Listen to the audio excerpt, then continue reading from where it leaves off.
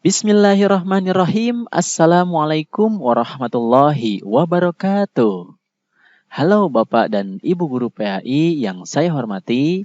Ketemu lagi di channel Sahabat Guru PAI. Mari kita bersama meningkatkan kualitas pembelajaran dan karir guru PAI. Baik Bapak Ibu Guru semuanya, di video kali ini kita akan melanjutkan pembahasan kisi-kisi pretest PPG PAI tahun 2022.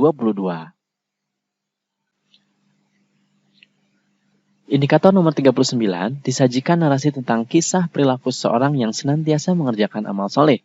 Mahasiswa dapat menyimpulkan hakikat amal soleh dalam implementasinya di kehidupan sosial kemasyarakatan. Nah, di sini kalau dilihat dari indikatornya kita sudah tahu ya, akan ada kisah ya yang mengerjakan amal soleh. Kemudian ini disimpulkan hakikat amal solehnya seperti apa. Nah, kita lihat contoh soalnya. Di sini ada sebuah narasi yang cukup panjang nih. Pak Muklis adalah pemilik perusahaan yang bergerak di bidang properti.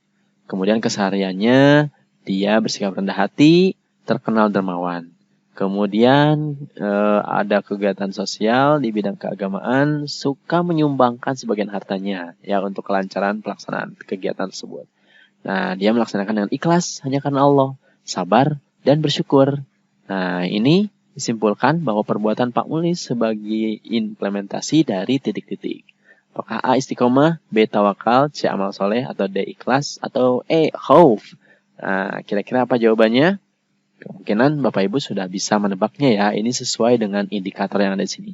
Tapi kan nanti di pretest tidak akan ada indikator di sana ya. Jadi Bapak Ibu harus tahu ini kira-kira tentang apa ya. Kita coba lihat dulu sedikit pembahasannya. Nah, ini adalah pembahasan tentang amal soleh ya. Jadi di Akhlakul Karimah ini ya, bagiannya adalah amal soleh. Nah, amal soleh ini terdiri dari apa saja? Yang pertama, jika ingin disebut dengan amal soleh, maka harus dibingkai dengan iman ya. Jadi amal soleh itu dibingkai dengan iman atau kepercayaan, keyakinan pada Allah SWT bahwa Allah akan memberikan pahala dan lain sebagainya. Itu bagian dari amal soleh. Kemudian diawali rencana matang, tawakal, dan niat yang ikhlas. Jadi niat ikhlas ini ada di awal. Jadi ikhlas itu harus di awal. Ya, ketika melakukan amal soleh, kita harus ikhlas itu. Ikhlas dulu, mohon maaf. Nah, ikhlas itu apa? Ikhlas itu artinya memurnikan niat kita hanya untuk Allah Subhanahu wa taala. Jadi itu harus di awal, ya.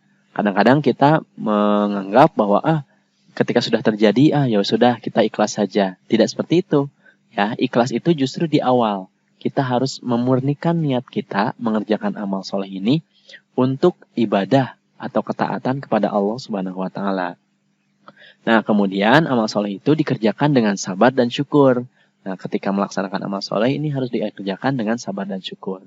Dan apapun hasilnya itu harus diterima dengan ridho. Nah, ini yang sering tertukar istilah antara ridho dengan ikhlas. Jadi amal soleh ketika sudah dilakukan, apapun hasilnya itu harus diterima dengan ridho.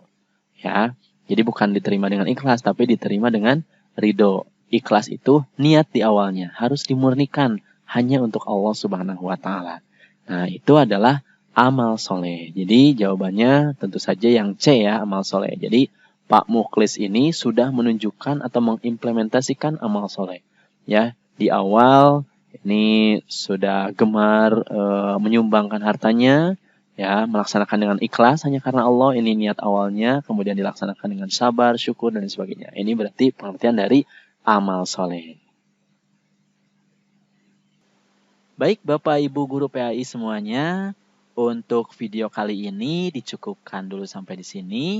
Ya, untuk kisi-kisi soal dan pembahasan materi berikutnya itu akan disampaikan di video berikutnya. Jadi jangan lupa untuk like dan subscribe video ini supaya Bapak Ibu bisa mendapatkan update video yang terbaru. Terima kasih atas perhatiannya dan mohon maaf jika ada kesalahan. Billahi taufiq wal hidayah. Wassalamualaikum warahmatullahi wabarakatuh.